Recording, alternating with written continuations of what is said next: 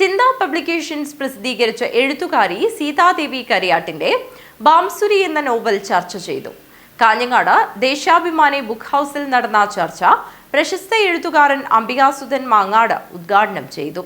ചിന്ത പബ്ലിക്കേഷൻസ് പ്രസിദ്ധീകരിച്ച എഴുത്തുകാരി സീതാദേവി കരിയാട്ടിന്റെ ബാംസുരി എന്ന നോവൽ ചർച്ച ചെയ്തു.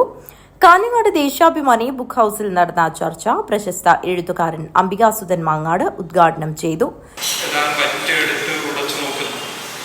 സാധാരണ സാഹിത്യ മത്സരങ്ങളിൽ നമ്മളൊക്കെ ചെയ്യുന്നത് ഒരു 100 കഥ വന്നു കഴിഞ്ഞാൽ ആദ്യത്തെ പാരഗ്രാഫ് വായിക്കുമ്പോൾ തന്നെ നമുക്ക് വായന തുടരണോ എന്നുള്ളത് കൃത്യമായിട്ട് മനസ്സിലാകും. തുടരണമെന്ന് തോന്നുന്ന 10-25 കഥകൾ നമ്മൾ മാറ്റും. പിന്നെ എനിക്ക് സൂക്ഷ്മമായ പരിശോധന ഉണ്ടാകും. അപ്പോൾ ഓരോ പാരഗ്രാഫ് വായിക്കുമ്പോൾ തന്നെ നമുക്ക് ഈ നോവൽ എങ്ങോട്ടാണ്, ഏത് വിധത്തിലാണ് പോകുന്നത് എന്ന് മനസ്സിലാക്കാൻ വേണ്ടി പറ്റും എന്നാണ്.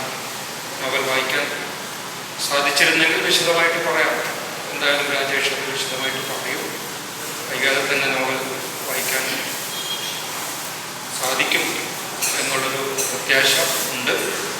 അതോടൊപ്പം 1-2 കാര്യങ്ങൾ ആമുഖത്തിൽ പറയുന്നൊരു കാര്യമുണ്ട്. കോവിഡ് കാലത്താണ് ഈ നോവൽ എഴുതാൻ തുടങ്ങിയത് എന്നൊരു പ്രസ്താവം പ്രത്യേകമായിട്ട് ഞാൻ ശ്രദ്ധിച്ചു.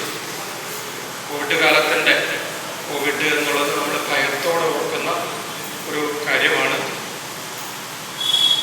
അങ്ങനെ വലിയ അനിഷ്ടങ്ങളില്ലാതെ, ദുരന്തങ്ങളില്ലാതെ കടന്നുപോയെങ്കിലും ദുരന്തങ്ങൾ ഉണ്ടായിട്ടുണ്ട്. MK ഗോപകുമാർ അധ്യക്ഷത വഹിച്ചു. രാജേഷ് കരിപ്പാൽ വിഷയാവതരണം നടത്തി. Nalappadam Padmanabhan, doctor KV Sajeevan, doctor NP Vijayan, PK Srivalsan, Mridulabai Mannur, C Amburaj എന്നിവർ സംസാരിച്ചു. C രഞ്ജിത്ത് സ്വാഗതം പറഞ്ഞു. News bureau, Kanhangad.